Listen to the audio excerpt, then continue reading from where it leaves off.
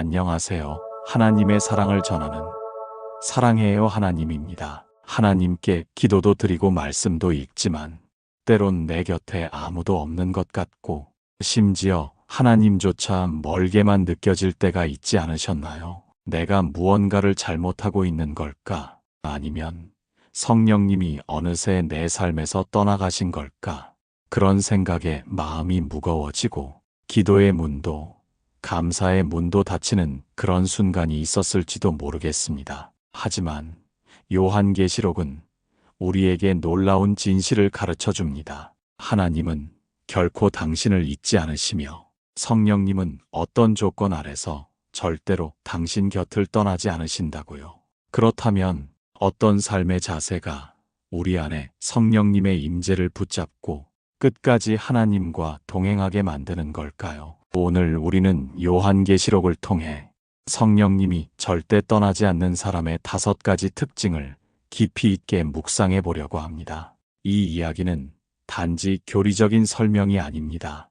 당신의 삶 깊숙한 곳에 닿아 영혼을 일으키고 눈물 나는 회복을 가져올 하나님의 위로이자 살아있는 말씀입니다. 첫 번째, 사람의 인정이 아닌 하나님의 인을 갈망하는 사람입니다. 사람이라면 누구나 인정받고 싶은 마음이 있죠. 누군가에게 칭찬받고 내 삶이 가치 있다고 느끼고 싶어지는 마음. 그건 어쩌면 자연스러운 인간의 본능인지도 모릅니다. 하지만 요한계시록 7장에서는 이렇게 말씀하십니다. 하나님의 종들의 이마에 인치기까지 땅이나 바다나 나무들을 해하지 말라. 이 말씀은 우리에게 분명히 가르쳐주고 있죠. 사람의 시선이 아니라 하나님의 표식을 받은 자들이 보호받고 기억된다는 것. 성령님과 동행하는 사람은 세상의 박수보다 하나님의 인침을 소중히 여깁니다. 그 이는 눈에 보이지 않지만 하늘에서는 가장 선명하게 새겨진 빛이기 때문입니다. 그런 분들을 저는 종종 봅니다. 이 세상에서 이름도 없이 드러나지도 않고 교회 주방에서 묵묵히 식사 준비를 하시던 한 권사님. 늘 기도할 때면 주님, 제 이름은 몰라도 좋습니다. 다만 제 마음만은 인쳐주세요라고 속삭이시던 분이셨죠. 그분의 삶엔 화려한 간증도 드러나는 직분도 없었지만 그 눈빛에는 분명히 하나님께 속한 사람만이 가진 고요한 힘이 있었습니다. 여러분은 누구의 인정을 더 갈망하고 계신가요? 사람입니까? 아니면 하나님이신가요? 우리는 이 질문 앞에 매일 서야 합니다. 사람에게 칭찬을 받으려 하느냐? 하나님께 옳다 인정받기를 구하느냐? 갈라디아서 1장 10절에서 바울이 던졌던 그 질문은 지금도 우리 가슴을 울리고 있죠. 그리고 기억하세요. 성령님은 하나님의 인을 사모하는 자 안에서 절대로 그분의 임재를 거두지 않으십니다. 두 번째, 현실의 무게보다 영원한 약속을 붙드는 사람입니다. 세상은 언제나 지금을 말합니다. 지금 잘 나가야 하고, 지금 돈을 벌어야 하고, 지금 성공해야 인생이 의미 있다고 말하죠. 그러나 요한계시록 3장 11절에서는 주님이 이렇게 말씀하십니다. 내가 속히 오리니 네가 가진 것을 굳게 잡아 아무도 내 면류관을 빼앗지 못하게 하라. 여러분, 면류관은 바로 영원한 약속의 상징입니다. 당장은 손해보는 것 같고 당장은 미련해 보일지라도 하나님과의 약속을 굳게 붙든 사람은 결코 흔들리지 않습니다. 한 청년이 있었습니다. 회사에서 승진을 앞두고 있었지만 상사의 부탁으로 거짓 보고서를 하나 써야만 했습니다. 주의를 지키기 위해 몇 번의 회식 자리를 거절했고 결국 그는 그 자리를 다른 사람에게 내줘야 했죠. 주변 사람들은 말했습니다. 지금 현실을 봐. 그 정도는 다들 해. 하나님도 이해하실 거야 라고요. 하지만 그 청년은 이렇게 대답했습니다. 현실은 사라지지만 하나님의 약속은 변하지 않아요. 전 그것을 믿고 싶어요. 그의 말은 단순한 고백이 아니었습니다. 성령님과 동행하는 삶의 중심이었습니다. 성령님은 영혼의 시각을 가지게 하십니다. 보이지 않는 것을 보게 하시고 지금의 불편보다 하나님께서 예비하신 나라를 바라보게 하십니다. 고린도후서 4장 17절에서도 말씀하시죠. 잠시 받는 환난에 경한 것이 지극히 크고 영원한 영광에 중한 것을 우리에게 이루게 하려 함이라. 이 말씀은 현실이 가볍다는 뜻이 아닙니다. 그만큼 영혼의 무게가 무겁고도 놀랍다는 뜻입니다. 그러니 당장의 결과보다 하나님의 약속을 품는 사람, 그는 성령님이 절대로 떠나지 않으시는 사람입니다. 세 번째, 진리 앞에서 타협하지 않는 사람입니다. 진리를 지킨다는 건 쉽고 멋진 말이지만 실제로는 참 고통스러운 선택일 때가 많습니다. 특히 모든 사람들이 거짓된 길로 갈 때 혼자 남아 진리를 택한다는 건 외로운 싸움이죠. 요한계시록 2장 2절부터 3절에서는 이렇게 말씀하십니다. 내가 악한 자들을 용납하지 아니한 것과 자칭 사도라 하되 아닌 자들을 시험하여 그의 거짓된 것을 드러낸 것이라. 또 참고 내 이름을 위하여 견디고 게으르지 아니한 것을 내가 아노라. 이 말씀을 들을 때마다 주님은 우리가 진리 앞에 서 있는 걸 얼마나 주의 깊게 보고 계신지 알게 됩니다. 세상은 진리를 조롱하지만 성령님은 그 진리를 끝까지 붙든 사람과 함께 계십니다. 예수님도 광야에서 시험을 받으실 때 사탄은 진리의 말씀을 교묘히 왜곡하며 다가왔죠. 하지만 주님은 오직 성경으로 맞서셨습니다. 사람이 떡으로만 살 것이 아니요 하나님의 입에서 나오는 모든 말씀으로 살 것이라라고 하신 그 말씀이 바로 진리 앞에서 타협하지 않는 자의 태도입니다. 우리도 광야 같은 인생길을 걷고 있습니다. 때로는 유혹이 우리를 달콤하게 부르고 때로는 두려움이 진리의 길을 외면하게 하려 하죠. 그러나 성령님과 동행하는 사람은 그 고요한 전쟁 속에서도 진리의 편에 서는 걸 택합니다. 그리고 그 편에 서는 자를 하나님은 결코 외면하지 않으십니다. 네 번째, 눈에 보이지 않는 싸움에서 절대 물러서지 않는 사람입니다. 성령님과 동행하는 삶은 늘 잔잔한 물결만이 흐르는 고요한 평안일 거라고 생각하기 쉽습니다. 하지만 진짜 동행은 사람들이 알아주지 않는 조용한 전쟁 속에서 자신의 중심을 지키며 살아가는 치열한 여정일 때가 많습니다. 요한계시록 14장 4절에서는 하나님께 속한 자들을 이렇게 말씀하십니다. 어린 양이 어디로 인도하든지 따라가는 자며 정절이 있는 자라.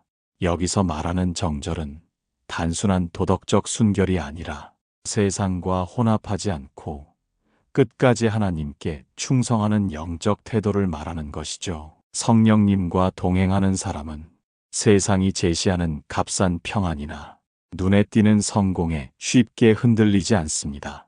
그들은 자신 안에서 매일 반복되는 유혹과 타협의 목소리를 말없이 이겨내는 싸움을 하고 있는 사람들이죠. 가령 누구나 다 클릭하는 뉴스 한 줄, 다들 웃으며 넘기는 음란한 유머 한 조각, 잠깐이면 되는 타협 하나, 이 모든 것이 마음속에서는 거대한 전쟁이 됩니다. 하지만 그들은 말없이 기도합니다. 주님, 이 작은 선택 하나에도 제가 주님과의 동행을 놓치지 않게 해주세요. 이 싸움은 화려하지 않습니다. 어쩌면 아무도 눈치채지 못할 정도로 조용하죠. 하지만 하나님은 그 조용한 결단 하나하나를 천상의 기록에 또렷이 남기신다 말씀하십니다. 성령님은 그런 사람들과 함께 싸우십니다. 말씀을 기억나게 하시고 눈물 속에서도 중심을 지킬 수 있도록 힘을 부어주십니다. 야고보서 4장 7절에서 말씀하시죠. 그런즉 너희는 하나님께 복종할지어다. 마귀를 대적하라. 그리하면 너희를 피하리라. 진리를 붙들고 하나님 편에 서기 위해 오늘도 침묵 속에서 전쟁을 치르고 있는 이들이야말로 성령님이 결코 떠나지 않으시는 사람입니다.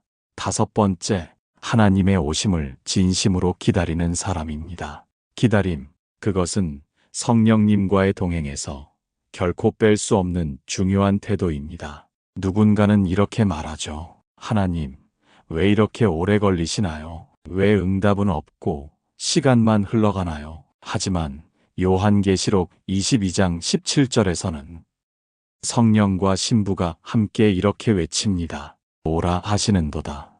듣는 자도 오라 할 것이요. 여기서 신부는 교회를 뜻하고 오라는 고백은 단순한 종교적 형식이 아닙니다.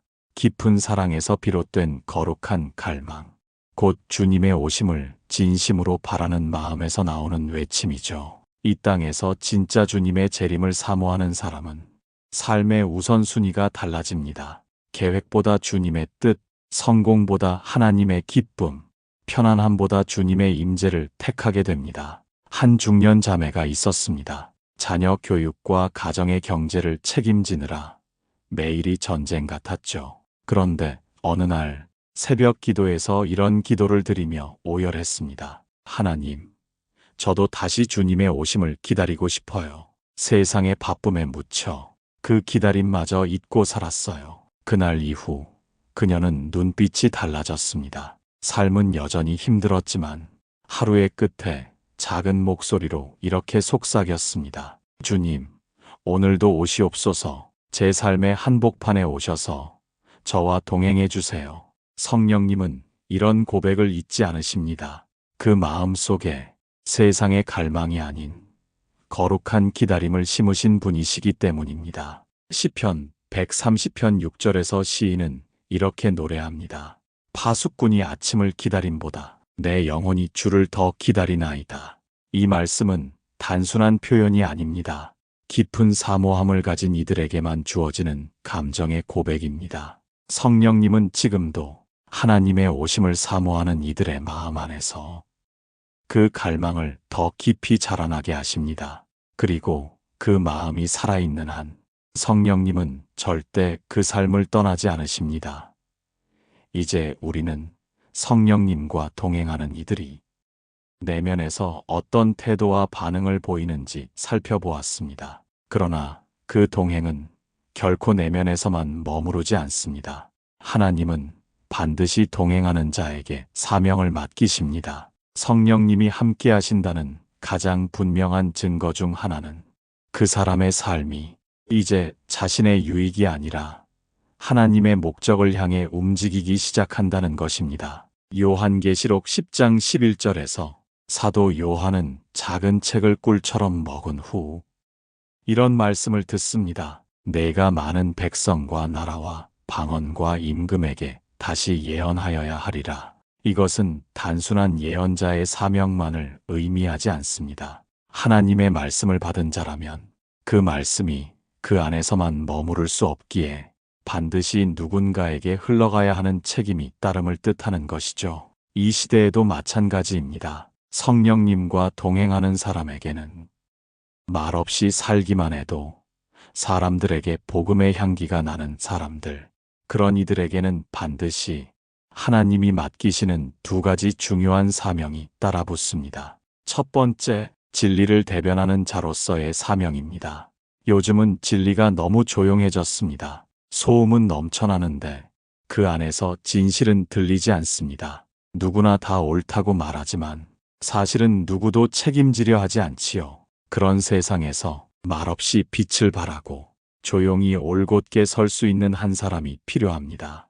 그 사람은 바로 성령님과 함께 걷는 사람입니다. 에베소서 6장 14절에서 바울은 말합니다.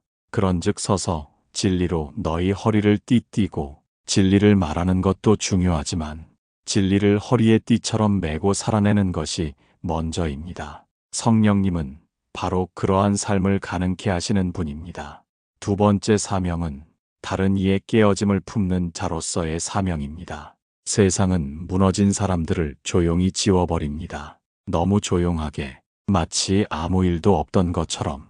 어느새 SNS에서도 사라지고 전화도 끊기고 자취도 지워집니다. 하지만 성령님은 무너진 자를 찾아가게 하십니다. 그리고 무릎 꿇어 함께 울게 하십니다. 왜냐하면 그것이 예수님의 방식이기 때문입니다. 누가복음 15장의 탕자 이야기. 우리는 종종 탕자나 아버지를 중심으로 보지만 그 이야기의 진짜 복음은 먼 거리를 마다하지 않고 기다리는 마음, 먼저 달려가 끌어안는 팔, 함께 울어주는 가슴에 있지요. 성령님은 지금도 우리 안에 그 마음을 심으십니다. 누구보다 먼저 그에게 가라. 그를 내 기도로 싸매라. 그를 정죄하지 말고 대신 울어주라. 이것이 성령님과 동행하는 사람에게 주어지는 사명입니다.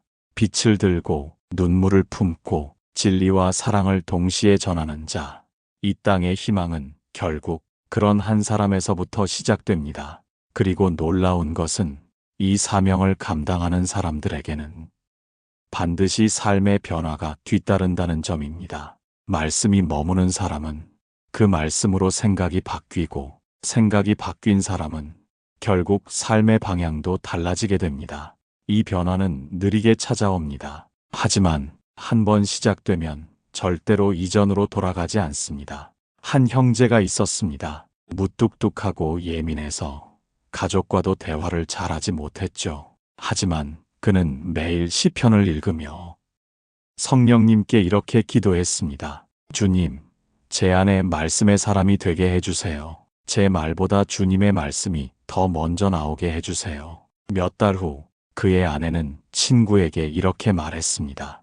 요즘 남편이 조금 달라졌어. 예전에는 말없이 화를 사귀더니 요즘은 조용히 성경책 들고 기도하러 가더라고. 그건 단지 성격이 바뀐 게 아니었습니다. 성령님이 그의 내면을 다루기 시작하신 것이었죠. 성령님과의 동행은 이처럼 삶 전체를 변화시키는 힘입니다. 아무도 모르는 순간, 아무도 주목하지 않는 자리에서 조용히, 그러나 확실하게 우리를 바꾸십니다. 사명은 언제나 변화와 함께 찾아옵니다. 그리고 변화가 시작되는 자리에는 어김없이 전쟁이 따라옵니다. 조용하고 보이지 않지만 치열하고 깊은 전쟁이 우리 안에서 벌어지게 됩니다. 요한계시록 12장을 보면 용이 여자를 핍박하고 그 여자는 광야로 도망치는 장면이 나옵니다. 이것은 단순한 상징이 아닙니다. 하나님의 사람에게 임하는 내면의 전쟁을 보여주는 실제의 기록입니다. 예수님을 따르기로 결단한 순간부터 우리의 마음에는 말씀이 뿌리내리려는 갈망과 그것을 뽑아내려는 어둠의 저항이 동시에 작용하기 시작합니다. 겉으로는 아무 변화도 없는 것처럼 보여도 성령님이 우리를 하나님의 뜻으로 이끄실 때 그 길을 방해하는 세력은 때로는 나의 과거로, 때로는 나의 습관으로, 때로는 가장 가까운 사람의 말 한마디로 우리의 결단을 흔들어 놓습니다. 이 전쟁은 피할 수 없습니다. 하지만 두려워할 필요도 없습니다. 왜냐하면 이 싸움은 내가 싸우는 전쟁이 아니라 하나님이 이미 이기신 전쟁이기 때문입니다. 요한계시록 12장 11절에 이렇게 기록되어 있습니다. 또 우리 형제들이 어린 양의 피와 자기들의 증언하는 말을 인하여 저를 이기었으니, 여기서 중요한 건 이겼다는 시제가 과거형이라는 점입니다. 이미 승리는 주어졌고 우리는 그 승리 안에서 싸우는 것입니다. 우리의 싸움은 이기기 위한 싸움이 아니라 주어진 승리를 붙잡는 싸움입니다. 이 고요한 전쟁 가운데 성령님은 우리 마음 안에 한 가지 거룩한 갈망을 심어주십니다. 그것은 바로 내가 주님을 더 알고 싶습니다. 주님과 더 깊이 걷고 싶습니다. 라는 타오르는 내적 열망입니다. 이 갈망은 세상적인 야망과는 완전히 다릅니다. 인정받고 싶다는 욕망도 아니고 성취하고 싶다는 집착도 아닙니다. 그저 하나님을 향한 마음이 식지 않기를 바라는 마음.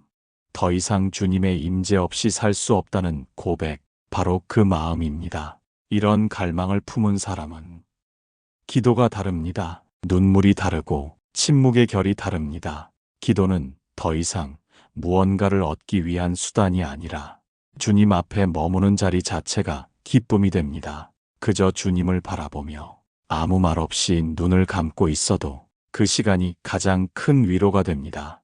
이사야 30장 15절에 주님은 이렇게 말씀하십니다. 너희가 돌이켜 조용히 있어야 구원을 얻을 것이요 잠잠하고 신뢰하여야 힘을 얻을 것이거늘. 이 조용함과 신뢰는 세상이 줄 수 없는, 성령님과 동행하는 자만이 누릴 수 있는 거룩한 힘입니다. 이러한 전쟁과 갈망의 시간을 지나며 우리는 더욱 명확히 알게 됩니다. 우리가 지금 서 있는 자리가 주님이 함께 하시는 자리임을, 그리고 이 여정 끝에 하나님은 반드시 보이지 않는 보상을 준비하고 계신다는 사실을요. 그 보상은 세 가지입니다. 첫 번째는 새 이름의 상급입니다. 요한계시록 2장 17절에 보면 내가 그에게 감추었던 만나를 주고 또 흰 돌을 줄 터인데 그 돌 위에 새 이름을 기록한 것이라 말씀하십니다. 이 새 이름은 이 땅에서의 실패와 낙인이 아닌 하늘의 시선으로 불리게 될 당신의 진짜 이름입니다. 사람들은 실패자, 버림받은 자라 불렀을지 몰라도 하나님은 그 이름 대신 충성된 자, 끝까지 견딘 자, 하늘의 별이라 부르십니다. 이 이름은 누구도 빼앗을 수 없습니다. 두 번째는 주님의 눈동자 같은 보호입니다.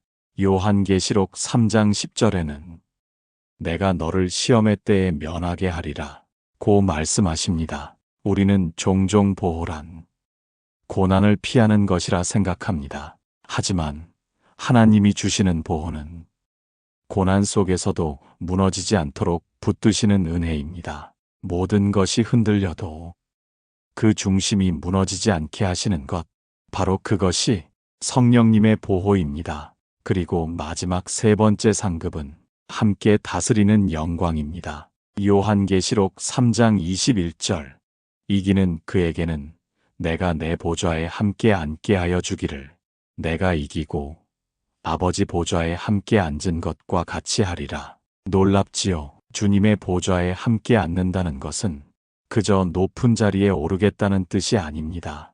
주님의 마음을 함께 품고 주님의 뜻을 함께 나누는 자가 된다는 의미입니다. 하늘의 영광은 세상의 위계 질서와 다릅니다. 거기엔 함께가 있고 공동 상속자가 있습니다. 그 영광의 자리에 초대받은 우리, 그 부르심 자체가 이미 상급인 것이죠. 주님, 우리가 이 싸움을 혼자 감당하지 않도록 성령님을 보내주신 은혜에 감사드립니다. 세상의 말은 늘 조급하게 합니다. 더 빨리, 더 많이, 더 높이. 하지만 성령님은 우리를 조용히 붙드십니다. 더 깊이, 더 천천히, 더 가까이. 그분의 걸음에는 하늘의 박자가 담겨 있습니다. 하루를 마치고 눈을 감을 때 지친 몸이 말없이 눕는 그 순간에도 우리는 압니다. 오늘 하루 하나님과 함께 걸었다는 흔적이 우리의 마음 어딘가에 남아있다는 것을요. 그리고 이 고백이 날마다 살아 숨쉬는 자리가 되게 하소서. 성령님, 우리의 내면에 조용히 찾아와 말씀 없이 말씀하시고 움직임 없이 인도하시는 그 놀라운 임재를 우리가 외면하지 않게 해주소서. 눈앞의 성취보다 보이지 않는 순종을 더 귀히 여기게 하시고 사람의 인정보다 하나님의 미소가 더 중요하다는 것을 잊지 않게 하소서. 우리가 외롭다고 느껴질 때마다 당신이 우리 안에서 함께 아파하셨다는 사실을 기억하게 해주소서. 그 기억 하나만으로 우리는 다시 일어설 수 있습니다. 요한계시록 21장 4절에서 말씀하신 것처럼 모든 눈물을 그 눈에서 닦아주시리니 그날을 믿으며 오늘의 눈물을 감사로 바꾸게 하소서. 고요한 전쟁 속에 흔들리던 마음도 이제는 평안 속에 잠기게 하시고 불확실한 미래 앞에서도 담대하게 고백할 수 있게 하소서. 나는 주님의 사람입니다. 나는 혼자가 아닙니다. 나는 이미 승리 안에 있습니다. 주님, 이제 더는 내 뜻대로 살고 싶지 않습니다. 당신의 뜻 안에 머무는 삶, 그것 하나로 충분합니다. 사람의 시선으로는 설명할 수 없어도 하나님의 눈에는 분명히 보이는 삶을 살게 하소서. 그것이 하나님과 동행하는 자의 삶임을 저는 이제 믿습니다. 이 고백이 오늘을 살아가는 우리 모두의 진실한 기도가 되게 하소서. 주 예수 그리스도의 이름으로 간절히 기도드립니다. 아멘. 그리고 지금 이 순간 이 말씀을 들으시는 당신, 혹시 마음이 답답하고 신앙이 자꾸만 메말라가는 것 같았다면 조용히 눈을 감고 이 말씀을 다시 한번 마음에 새겨보세요. 내가 문 밖에 서서 두드리노니 누구든지 내 음성을 듣고 문을 열면 나는 그에게로 들어가 그와 더불어 먹고 그는 나와 더불어 먹으리라. 요한계시록 3장 20절 말씀입니다. 이 말씀은 단지 예수님의 초청이 아니라 지금도 우리의 삶 한복판에서 문을 두드리고 계신 성령님의 부드러운 임재의 사인입니다. 하나님은 우리의 마음이 세상 소리로 가득 차 있지 않기를 원하시며 침묵 속에 들려오는 하나님의 작은 속삭임을 듣길 원하십니다.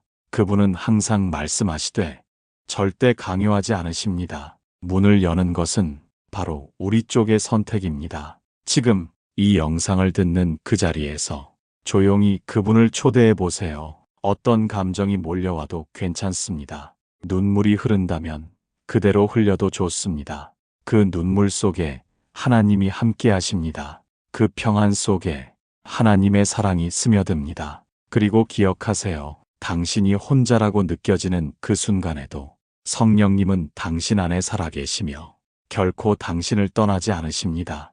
그분과 동행하는 삶, 그것은 특별한 사람들이 사는 길이 아니라 지금 이 말씀을 듣는 당신이 지금 이 자리에서 선택할 수 있는 은혜의 길입니다. 이 영상이 당신의 삶 속에 작은 빛이 되었길 바랍니다.